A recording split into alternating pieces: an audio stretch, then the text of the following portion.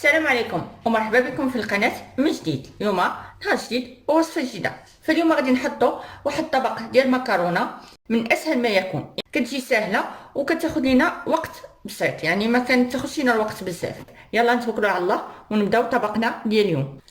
فغنبداو باول حاجه غنقطعوا الفلافل اللي عندنا. اي نوع ديال الفلفله عندكم يمكن لكم ديروها، فلفله خضراء اولا حمراء اولا صفراء. بالنسبه لي انا فكناخذهم بواحد الكميه كتكون شويه كبيره الوقت اللي كيكونوا رخاص، وكنقطعهم بحال هكا وكندخشيهم في المجمد. بالنسبه لي انا نقطع الفلفله.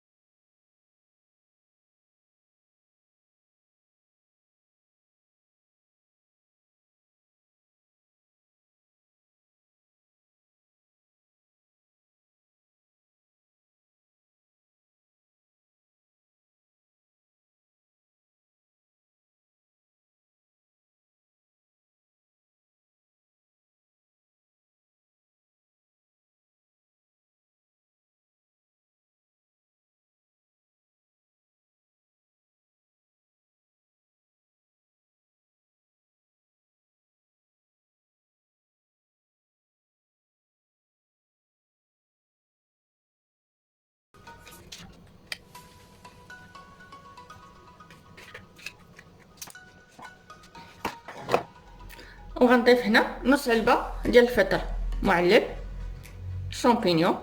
الا كان عندكم شامبينيون طري فضيفوه. بالنسبه لي انا فعندي المعلب هو اللي ضفت. وبالنسبه للمكرونيه فاي نوع ديال المكرونيه ضيفوها. بالنسبه لي انا فانا غنضيف هذا النوع ديال المكرونه. شوف فانا غنضيف هذا النوع حتى 200 غرام.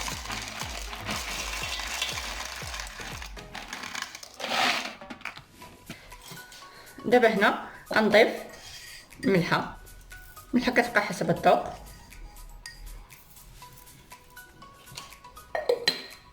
غنضيف رشه من الابزار حسب راس معلقه. شوف راس معلقه ديال الابزار. غنضيف فص ديال الثومه اختياريه، اللي بغى يضيفها يضيفها، اللي مبغاش يضيفها ما يضيفهاش. غير هي حتى الثومه كتسواتها مع الدجاج وكتجي رائعه. كنتمنىكم تجربوا هاد الوصفه وتردوا عليا، يعني ما كنوصفوش المهندس ديال كلشي كنديرو في المقله. وغنضيف واحد الرشه ديال الزعتر. بالنسبه لي انا كنضيف الزعتر. بالنسبه للناس اللي عندهم الريحان اولا الحبق فيضيفوه، فانا غندير شيشه ديال الزعتر بحال هكا. وكما قلت لكم الناس اللي عندهم الريحان اولا الحبق يضيفوه اللي يعجبهم. وهنا غنضيف كاس ديال الحليب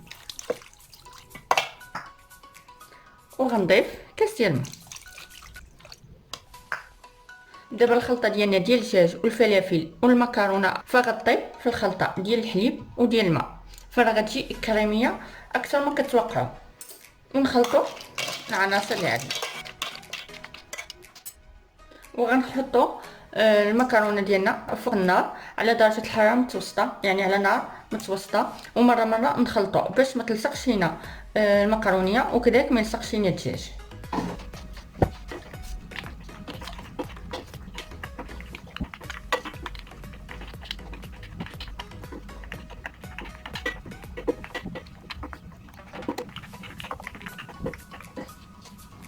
هانتوما هنا فالمكرونه بدات كتغلي عندنا. شو نتسناوها حتى هاد المقرونيه تشرب لينا كاع الحليب.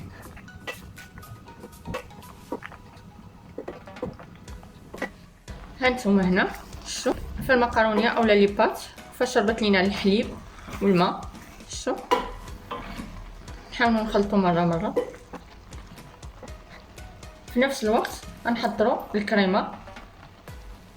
بالنسبه لي هنا غناخذ واحد الاناء اولا الخلاط الكهربائي اللي يعجبكم، فغنضيف 2 كؤوس ديال الحليب، 2 كؤوس ديال الحليب. غنضيف 2 قطع ديال الجبن اولا ديال الفرماج مثلثات، الا عندكم مربعات كان احسن، ما عندكم فخذوا غير المثلثات ديال الفرماج. بغيتو تضيفوه اكثر يكون مزيان، وبغيتو يعني المقرونيه تجيكم كريميه اكثر فضيفوا اكثر. فانا غنضيف غير 2 قطع ديال الفرماج حيت باقا غنضيف الفرماج من الفوق. فانا غنضيف هنا 2 قطع ديال الفرماج. غنضيف هنا نص معلقه كبيره ديال الزبده. غنضيف الملحه حسب الذوق، ملحه ورشه ديال الابزار، رشيشه ديال الابزار. وغنضيف 2 معالق ديال الدقيق ابيض. شوف 2 معالق كبار ديال الدقيق الابيض.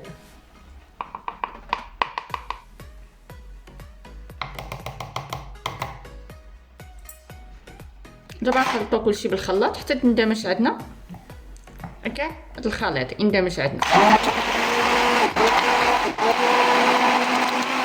وهذه هي الكريمه اللي عندنا بسيطه وجاهزه.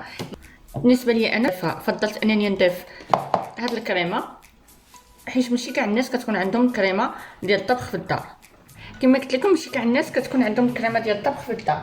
بالنسبه لي انا فانا عندي هاد الكريمه كناخذها ديما كما قلت لكم من بيم دايره 7 دراهم، فديما كناخذها وكنخليها في الثلاجه الوقت اللي بغيتها كنخدم بها. ولكن هاد المره انا قلت فضلت انني ندير لكم هاد الكريمه باش تشوفوها وتشوفوها كي كتجي. فهمتي ضروري ديما تكون عندنا كريمه. حاجه اخرى بالنسبه لي بات فمره نذوقوها، ولا كانت باقا ما شدتش لينا الطيب فنزيدو كاس ديال الماء ونبقاو نراقبوا فيها، فخاص لي بات طيب لينا. بالنسبه لي انا هنا فرا ضفت كاس ديال الماء باش طيب ليا لي بات. بالنسبه لهاد الكريمه فما كنضيفوها حتى كتكون طابت 90%، حيت مجرد ما كنديروا هاد الكريمه فرا كتقال لينا 5 دقائق حتى 7 دقائق كتقال لينا المكرونه. انتما معايا وغتشوف. هانتوما هنا فرا طابت ليا. شوف فهنا غنضيف الكريمه من بعد ما نخلطها. كما قلت لكم الناس اللي ما بغاوش يضيفوا هذه باش يديروا هاد الكريمه فيمكن ليهم يديروا الكريمه ديال الطبخ اللي يعجبكم.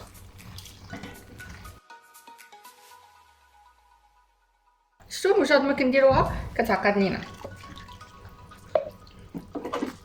فانا غنضيف هنا جبن ديال الايدا. الناس اللي عزيز عليهم الموتزاريلا يمكن ليهم يديروها، اولا اي جبن عندكم كتفضلوا يمكن لكم تضيفوه. فانا هز ليا فرماج صفر اولا ايدا كل واحد شنو كيسميه هو اللي غنضيف.